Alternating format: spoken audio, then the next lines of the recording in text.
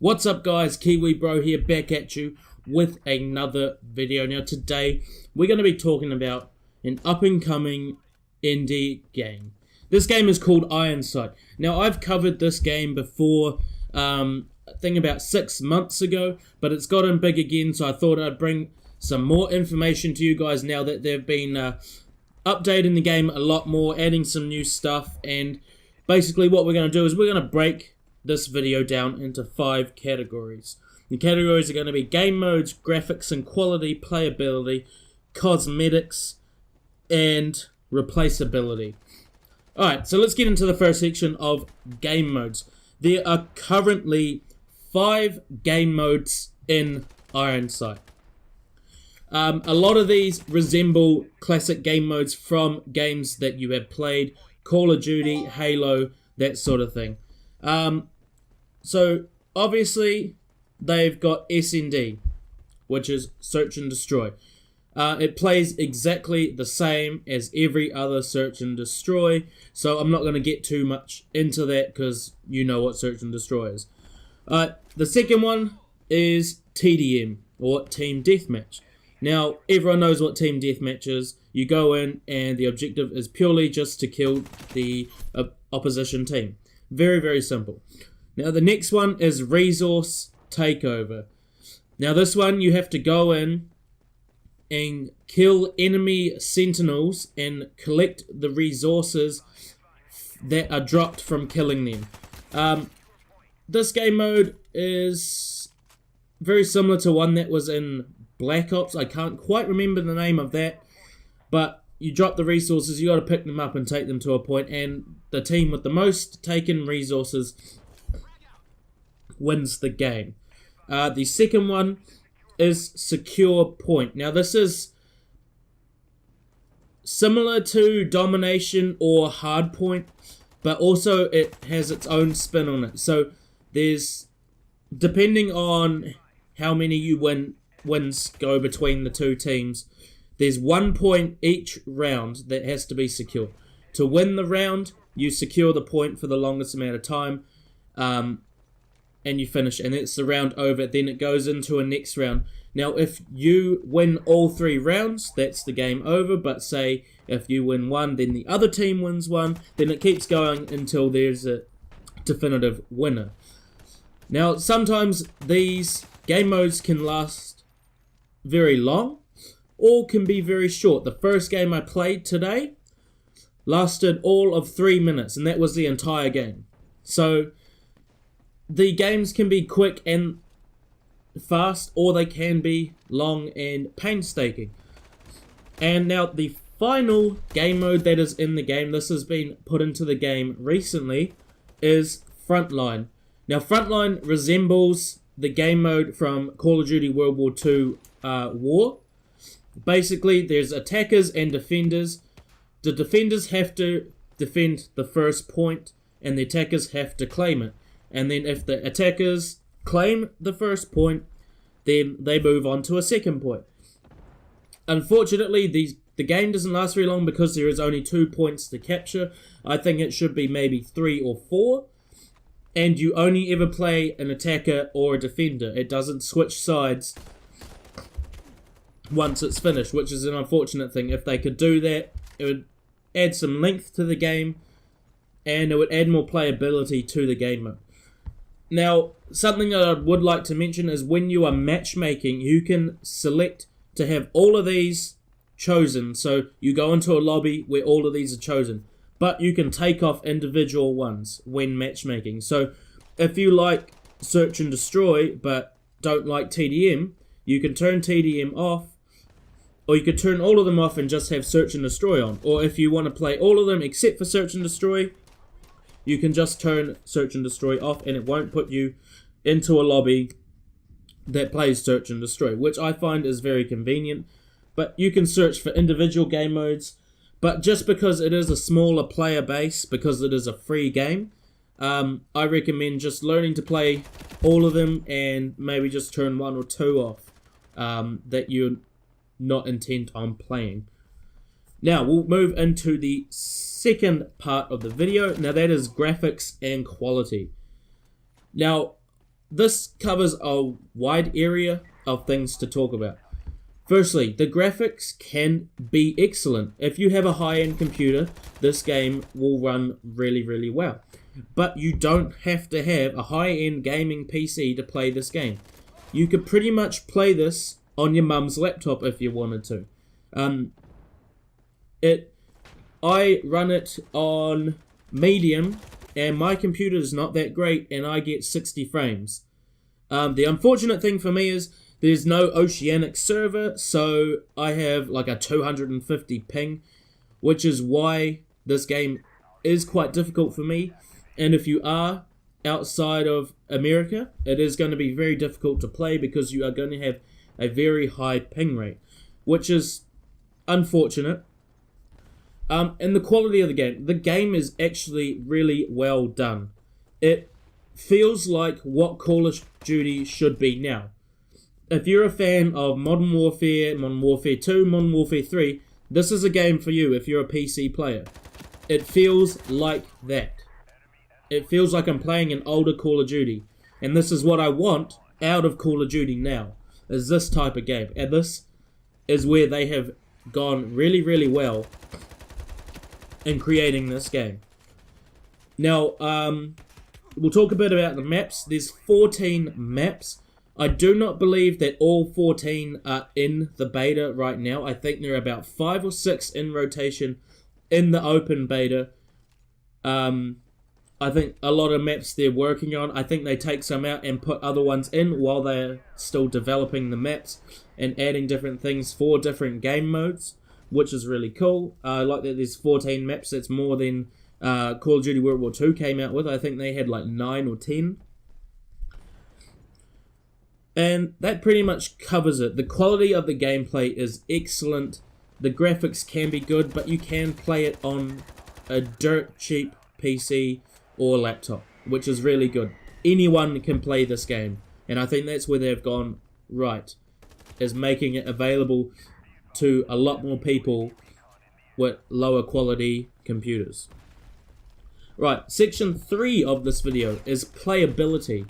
Now this kind of stems off of what I was just talking about. Is this game worth downloading and playing consistently? Will this be your #1 shooter? If you cannot afford to buy Call of Duty or any other AAA games, then yes, this game could be your daily shooter, your daily game that you play. But to be perfectly honest with you guys, it still does need a little bit of work. And there's just a few things that they need to fix. Expanding their server base. I think what they need to do is come up with a deal with someone who's got a more wide range of servers so that it covers the whole world and not just America. Would I play this game every day? At the moment, I do. I play probably half an hour every day, and that's because I'm learning to play PC so that I can get into different Battle Royale games. And I've kind of used this game as a learning ground or a training ground for other games. But I do quite enjoy it. So yes, this game is playable, and it is something that you can play over and over again, and you're not going to lose. It's always going to be fun, because it's always something different. You're not always just playing one game mode over and over again. There's always different maps. There's a lot of weapons. I will get into that in number 4. That is cosmetics and earning and buying stuff in the game. Now, the game is 100% free to play. There's no DLC maps that you have to purchase. Nothing like that. You can earn everything in the game by using the in-game credits, which is called GP. Everything can be purchased. Now, the cost of everything in the game with the GP is very high. I think any base weapon that you want to purchase is 20,000 GP, which, to make more relative to something that you may know, that's probably about 100 games. of Ironsight, which is unfortunate. Like, you can only have a couple of weapons to start off with, and then you've got to play quite a lot to build up more weapons. I think if they could bring the in-game price down of some of the weapons, I think they would attract more people. So everything can be earned. There's no pay to win. Everything in the game can be earned by playing the game.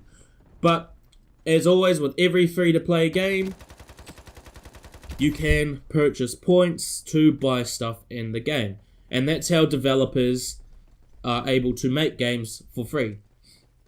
It's inevitable in any game that there's going to be in-game purchases, microtransactions. It's just one of those things in the 21st century where they're bringing us free content, but in exchange, we may have to spend $1 or $2 here and there so that they can keep developing the game. And then the final thing that we're going to touch on is replaceability.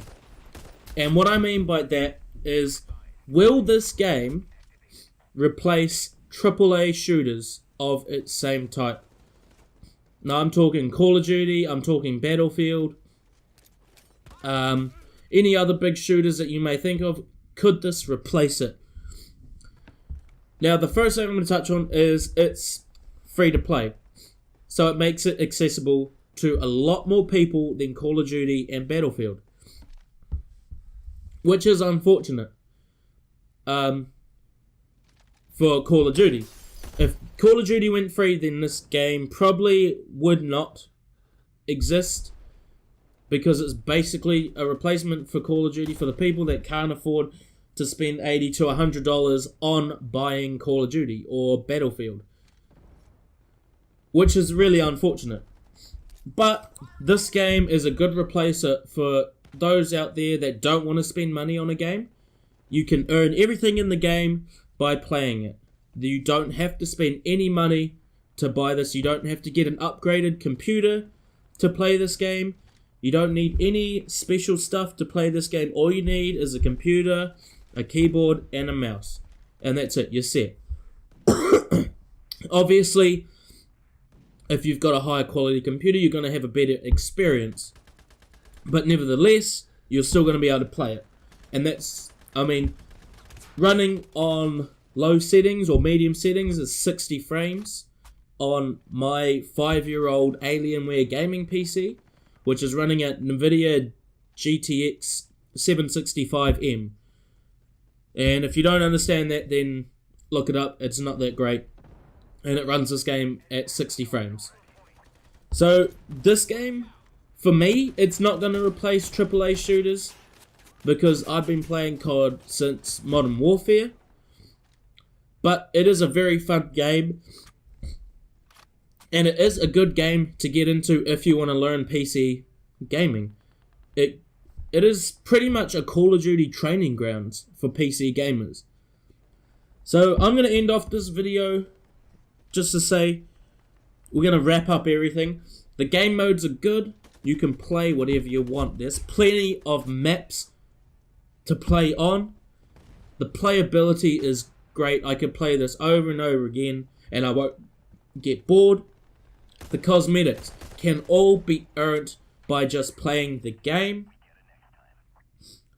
And the number one thing that I want to reiterate to you guys is that if you enjoy the older Call of Duties, then this game is for you, because what they've done is taking the best parts of Call of Duty and added some more futuristic stuff of their own making, put it together to create a really awesome, exciting, fun, free game.